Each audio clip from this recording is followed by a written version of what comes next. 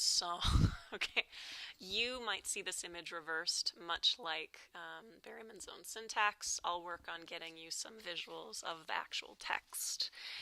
Dream Song 1, a classic work, an important work, one that teaches us how to read the 360, 380 odd dream songs to follow. Huffy Henry hid the day, unappeasable Henry sulked. I see his point, a trying to put things over. It was the thought that they thought they could do it made Henry wicked and away. But he should have come out and talked. All the world like a woolen lover once did seem on Henry's side. Then came a departure. Thereafter nothing fell out as it might or ought. I don't see how Henry, pried open for the world to see, survived. What he has now is a long wonder the world can bear and be. Once in a sycamore I was glad, all at the top, and I sang. Hard on the land wears the strong sea, and empty grows every bed. So in the dream songs, there is a character. His name is Henry, and a whole story being told about Henry. In Dream Song 1, we see Henry, and there is another voice musing about Henry in an empathetic, disordered kind of syntax. Henry went through a departure that disrupted a previous kind of life. All the world like a woolen lover once did seem at Henry's side. And it led to a different kind of life. Thereafter nothing fell out as it might or ought.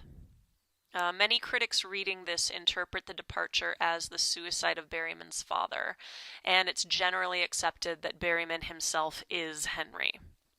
Henry is his alter ego, a sort of hapless man, at times perhaps a boy, besieged by life, society, and his own desires, who struggles to make sense of the world around him or control his urges.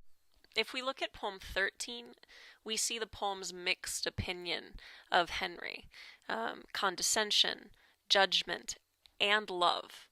God bless Henry, he lived like a rat. Henry was not a coward, much. So maybe Henry was a human being. He is a human American man. That's true. My lass is breakin', my brass is aching. Come and diminish me and map my way. God's Henry's enemy. We're in business. And we also see concern for Henry's state of mind in 28, where he cannot reckon whether or not he has killed people. What are the implications of Henry not knowing whether he has killed someone or not? There is and isn't a plot in the dream songs, which work more on an associative level than a novelistic one from poem to poem, even if it is a novelistic length in reckoning with Henry's narrative.